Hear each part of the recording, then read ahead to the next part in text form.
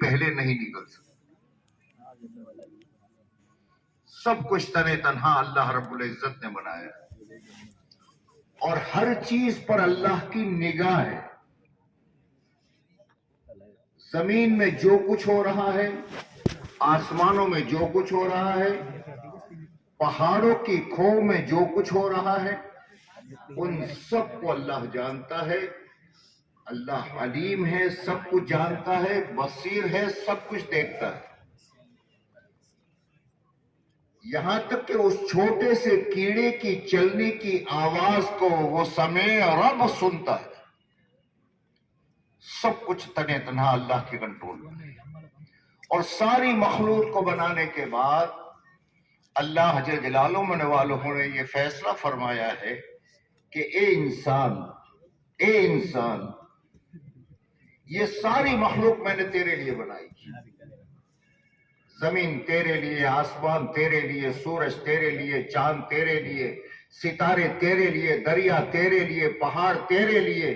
جو کچھ میں نے بنایا ہے اے انسان تیرے لیے بنایا، لیکن تجھے میں نے اپنے لیے بنایا. لا یسعنی ارضی ولا سمائی، اتنی بڑی زمین ہے لیکن اس میں طاقت نہیں ہے کہ وہ مجھے سہار سکے. اتنا بڑا آسمان ہے، اس میں وہ طاقت نہیں ہے کہ وہ مجھے سہار سکے. لیکن ولیکن یسعنی قلب عبد مومن، مومن بندے کا دل ہے جو مجھے سہار سکے. اے انسان میں نے تجھے اپنے لیے بنایا اور پوری کائنات کے نظام کو میں نے تیری بنیاد پر رکھا ہے. دنیا میں سیلاب آئیں گے تو تیری بنیاد پر، دنیا میں فساد ہوگا تو تیری بنیاد پر، دنیا میں امن قائم ہوگا تو تیری بنیاد پر. دنیا میں جو کچھ ہوگا یہ جانوروں کے پر نہیں، اے انسان تیری بنیاد پر. تیرے اعمال میرے کہنے کے مطابق ہوں گے تو اس زمین کو میں جنت کی نظیر بنا دوں گا. سارے لوگوں کے دل ایک فیملی کی طریقے سے بنا دوں گا. بارش اپنے وقت پر آئے گی. سمندروں میں ہمت نہیں ہوگی کہ ایک انسان کو ڈبو سکے. لیکن اے انسان تو نے اگر میری مرضی کے خلاف کر دیا تو پھر کائنات میں صرف و ٹول ہوں گے، لڑائیاں ہوگی، فسادات ہوں گے، سمندروں میں طوفان آئیں گے. ایک ایک سونامی کا نام لو یا جو نام لو، لاکھوں کو اٹھا کر کے سمندر میں بہا کر برباد کر دوں گا. اگر میری مرضی کے خلاف انسان تو دنیا میں چلا اور تیرے گناہ بڑھتے بڑھتے میری مرضی کے خلاف بہت بڑھ گئے تو پھر اس زمین کو میں ہلا دوں گا. آسمان سے بے وقت بارشیں لاؤں گا، طوفان لاؤں گا. یہ سارا جو کچھ ہوگا اے انسان صرف تیرے پر. اس لیے تو اس بات کو سمجھ لے اے انسان کہ دنیا میں عزت کسی کے ہاتھ میں نہیں ہے اور عزت کہیں سے نہیں آتی. ذلت کسی کے ہاتھ میں نہیں ہے، ذلت کہیں سے نہیں آتی. چین اطمینان کسی کے ہاتھ میں کائنات پہ نہیں ہے، وہاں سے نہیں آتا. اے انسان جو کچھ تیرا ہو رہا ہے تیرے بدن سے نکلنے والے اعمال کی بنیاد پر ہوگا.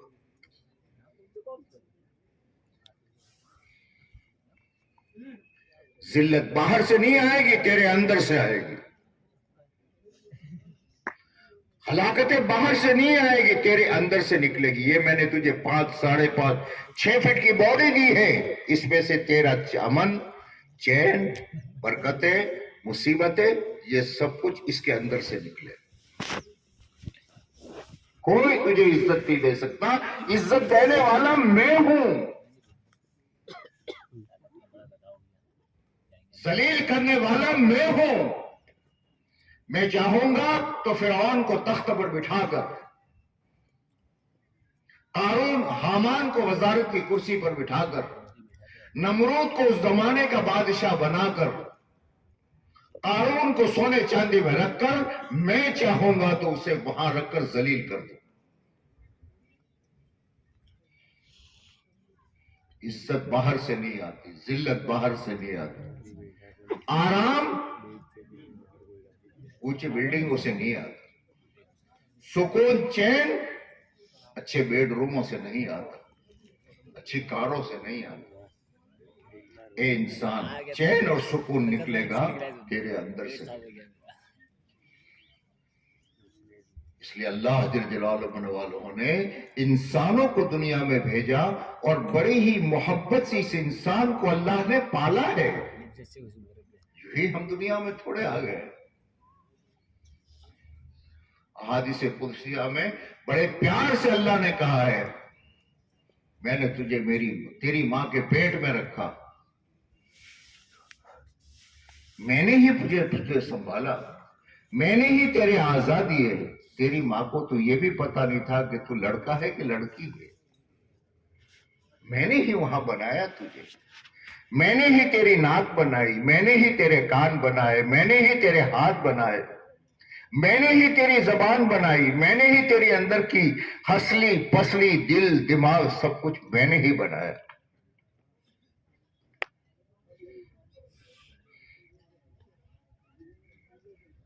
میں نے ہی سب کچھ کیا. اور پھر جب دنیا میں تیرے آنے کا وقت، اور وہاں 5 مہینے پر تیرے اندر میں نے روح ڈالی. 5 مہینے تک تو تیرے وہاں کچھ نہیں تھا، نہ دکان، نہ کھیت، نہ کچھ نہیں. میں نے تیری روزی کا انتظام کیا.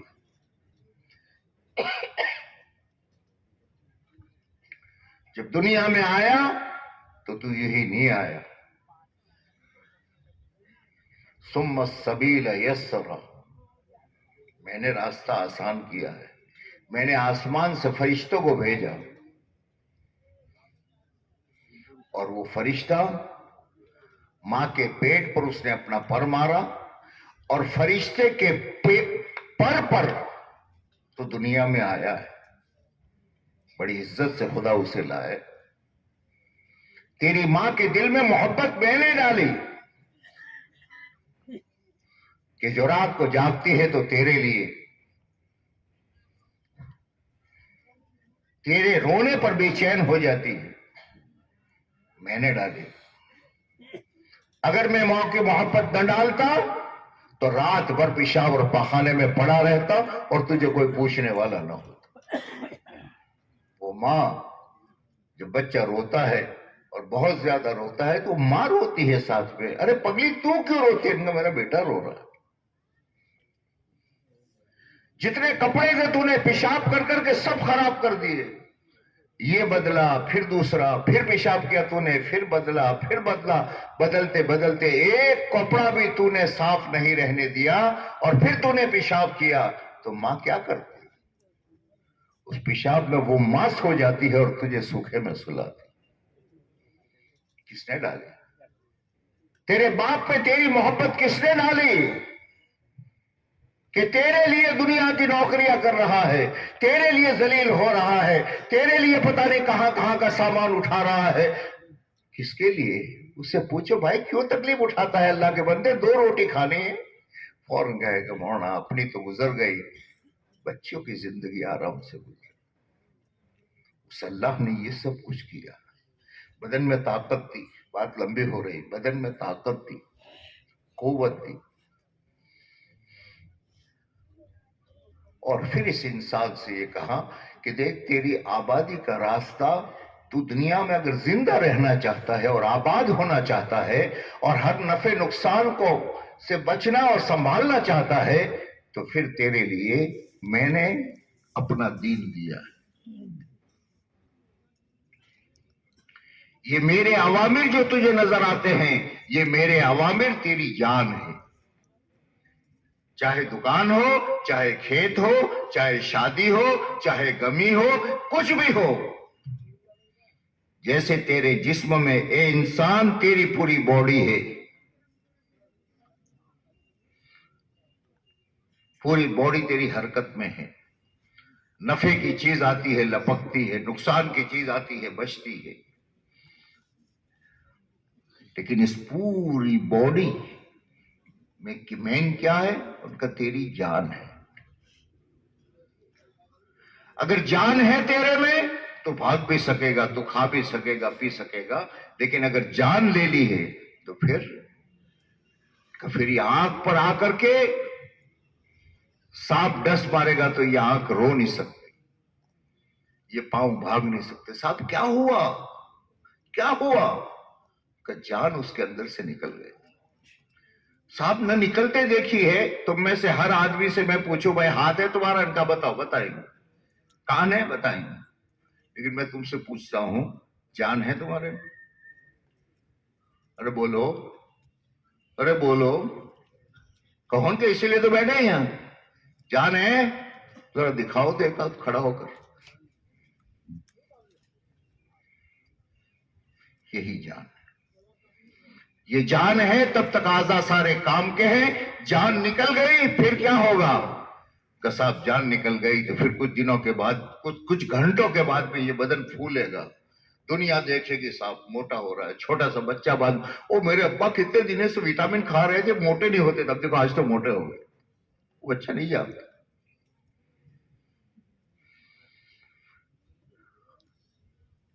اگر اس کو جلدی سے دفن کیا تو ٹھیک ہے، پھر یہ موٹا ہوتے ہوتے ہوتے پھر پھٹے گا.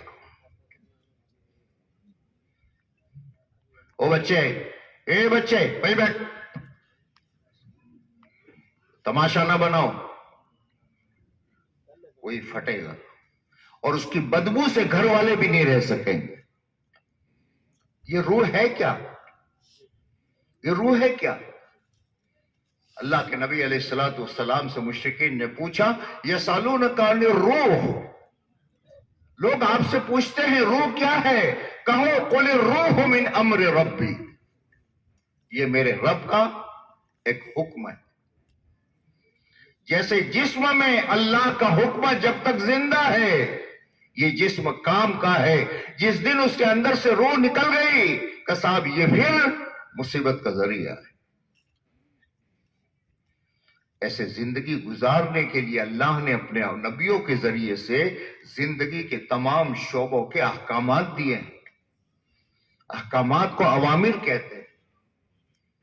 دکان کا امر ہے، یہ دکان تجارت ہے، تجارت پہ اللہ کے نبی کا طریقہ ہے. زراعت ہے، کھیتی کاشتکاری، اس میں اللہ کے نبی کا طریقہ ہے. ملازمت ہے، نوکری، اللہ کے نبی کا طریقہ ہے. اگر تجارت میں اللہ کے نبی کے طریقے پر چلتا ہے تو کیا کہے؟ دنیا اس کو جانتی ہے یہ صابن کا بیپاری ہے، یہ کپڑے کا بیپاری ہے، یہ ڈائمنڈ کا بیپاری ہے. دنیا تو اسے بیپاری کہتی ہے. لیکن اللہ کے نبی نے کیا فرمایا؟ التاجر الصدوق الامین مع الشہداء والصدیقین. دنیا تو کہے گی کہ تاجر مر گیا، لیکن مرتے ہی یہ صدیق اور شہیدوں کے ساتھ اٹھایا گیا. کیوں؟ اس کی تجارت میں اللہ کے اوامر تھے. یہ زندگی کی بنیاد ہے. ہر چیز میں اللہ کے اوامر. نکاح کیا ہے؟ نکاح کیا ہے؟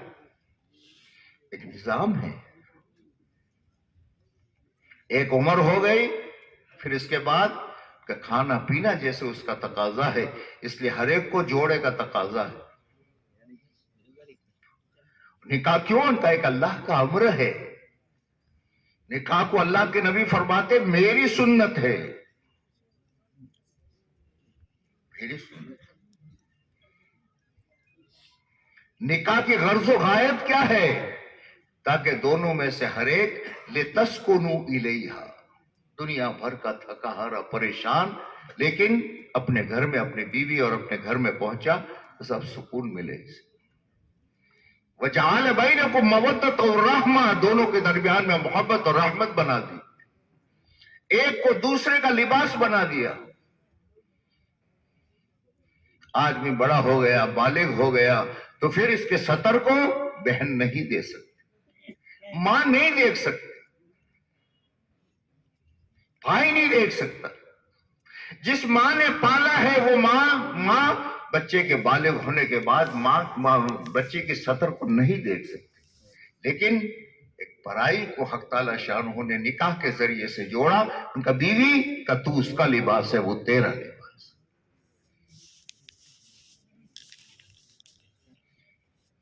یہ نکاح ہے، یہ اللہ کے نبی کی سنت ہے. اور نکاح جانتے ہو کیا ہے؟ یہ تو ہماری نادانی اور جہالت کی وجہ سے ہم نے رسوم بنا لیے ہیں.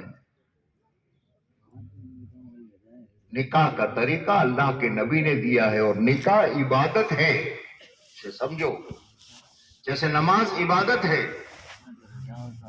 چاہے میمن ہو، چاہے مومن ہو، چاہے سید ہو، چاہے مغل ہو، چاہے شیخ ہو، اور چاہے کوئی بھی ہو، عربی ہو اجمی ہو. کیا بھائی نکاح نماز کا طریقہ قوم کے اعتبار سے ہے یا اللہ کے نبی کے طریقے؟ بولو. سیدھی بات. کوئی بھی ہوگا مغرب 3 پڑھے گا، کوئی بھی ہوگا قبلے کی طرف. کیوں؟ کہ عبادت ہے، اور عبادت کا طریقہ آسمان سے آتا ہے. جیسے نماز عبادت ہے، روزہ عبادت ہے، ویسے زکوٰۃ، ویسے نکاح عبادت ہے. اور یہ ایسی عبادت ہے کہ جو عام طور پر آدمی اپنی جوانی سے شروع کرتا ہے اور موت پر ختم ہوتی ہے. باقی تمام روزہ کچھ گھنٹوں کا، نماز کچھ منٹوں کی، لیکن یہ عبادت ہے. یہ نکاح اگر آدمی ایسے کرے گا جیسے اللہ کے نبی نے فرمایا تو پھر گھر میں برکتیں آئے گی، برکتیں آئے گی، رحمتیں آئے گی. میاں بیوی کے لیے، بیوی میاں کے لیے سکون اور چین کا سامان ہوگا. اولاد آنکھوں کی ٹھنڈک ہوگی. اور اگر اس نکاح کے اندر سے اللہ کے رسول صلی اللہ علیہ وسلم کے طریقے کو نکال دیا تو جیسے انسان کے اندر سے جان نکل گئی. اب کیا ہے؟ دکھے گا موٹا ہوتا. نکاح اللہ کے نبی کے طریقے سے ہٹ کر دنیا کے اندھے لوگوں کا، عیسائیوں کا، یہودیوں کا، پتہ نہیں کن کن کے طریقوں کو اختیار کیا تو پھر کیا ہوگا؟ کیا ہوگا بھائی؟ اس نکاح میں سے جان تو نے نکال دی.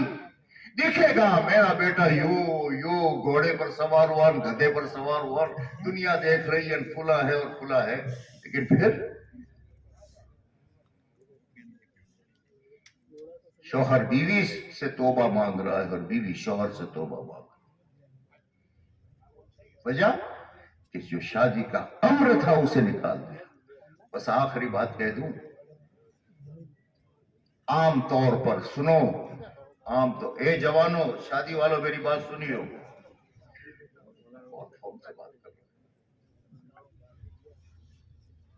میری بات سنیو بیٹا. ماں کی بڑی تمنائیں ہوتی ہیں. ماں بہت چاہتی ہے بیٹے پر جان لگانے کے لیے، بیٹے پر جان لگانے کے لیے. باپ لیکن اپنی اندھی محبت میں صاحب میرا بیٹے کی شادی ایسی ہو جائے جیسے کسی کی نہیں ہوئی، میری بیٹی اس طریقے سے جائے کہ جیسے بڑی عزت سے. اس چکر میں یہ اللہ کے نبی کے طریقوں کو چھوڑ دیتے، پتہ نہیں کہاں کہاں سے رسمیں لاتے. میرے نبی کا پیارا طریقہ پتہ نہیں یہ کہاں کہاں سے رسمیں لاتا. یہ کرو، یہ کرو، یہ کرو. بیٹے کی زندگی میں مصیبت یہ ڈالتے، اس لیے کہ بھگتنا کس کو ہے؟ بیٹا اور بیٹی کا نکاح ہوا، اس پہ نبی کے طریقے کو مانے یا باپ نے چھوڑوایا، بھگتنا تو اس بیٹے کو ہے، بھگتنا اس بیٹی کو ہے. بے برکتی آئے گی تو اس میں آئے گی.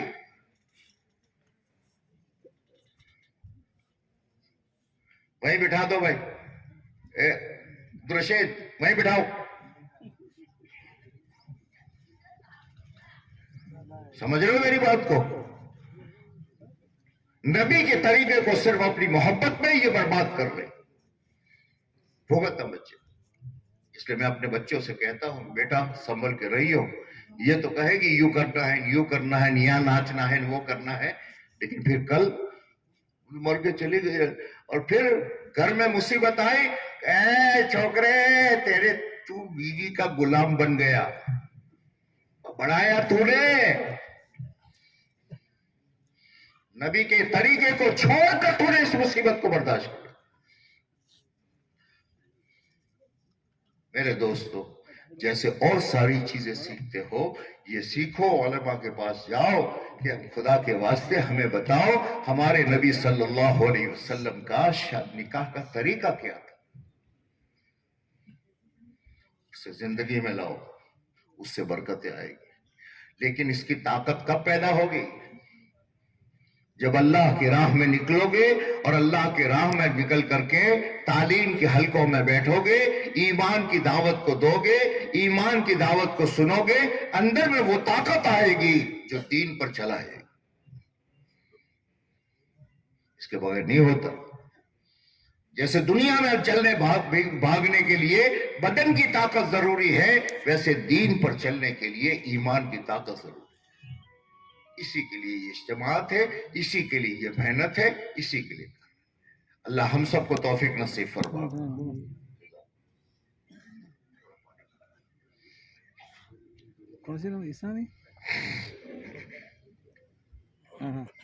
ایک بات پورے مجمع سے میں عرض کر دوں اور خصوصاً ہمارے بچوں سے ہی. دیکھو اس وقت میں بیٹھوں، ہر ایک کا بھلا چاہو، خود غرض نہیں بننے کا. میرا نکاح ہو گیا صاحب، میں نے قبول کی کہہ دی، اب تمہارے جو کرنا ہو کرو، چلو تو اس کو ملنے والے چل رہے اور پورے مجمع میں انتشار ہو رہا. بالکل نہیں. بیٹھو، آخر میں اس مجمع کی دعا لے کر جاؤ، تمہارا ہو جائے، بیٹھے رہو اپنی جگہ پر، کوئی انتشار کوئی یہاں نہ اٹھے. بقیہ مجمع سے میں عرض کرتا ہوں کہ مسلمان کے مسلمان پر حق ہے. اس میں کا ایک حق یہ ہے کہ مسلمان کی خوشی میں شریک ہو. اگر کوئی ضروری تقاضا نہیں ہے آخر تک بیٹھو، ہے کوئی تقاضا مجبوری ہے تو چپکے سے اٹھو، کوئی انتشار نہ کرو گے بھیا، اللہ خوش رکھے.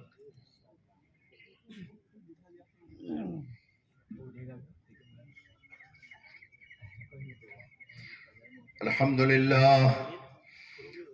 لله نحمده ونستعينه ونستغفره ونؤمن به ونتوكل عليه ونعوذ بالله من شرور أنفسنا ومن سيئات أعمالنا. من يهده الله فلا مضل له ومن يضلله فلا هادي له. ونشهد أن لا إله إلا الله وحده لا شريك له. ونشهد أن سيدنا ومولانا وأولانا محمدا عبده ورسوله. وصلى الله تعالى عليه وعلى آله وأصحابه وبارك وسلم تسليما كثيرا كثيرا.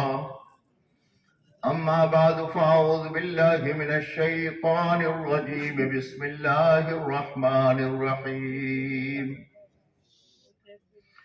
يا أيها الناس اتقوا ربكم الذي خلقكم من نفس واحدة وخلق منها زوجها وبث منهما رجالا كثيرا ونساء.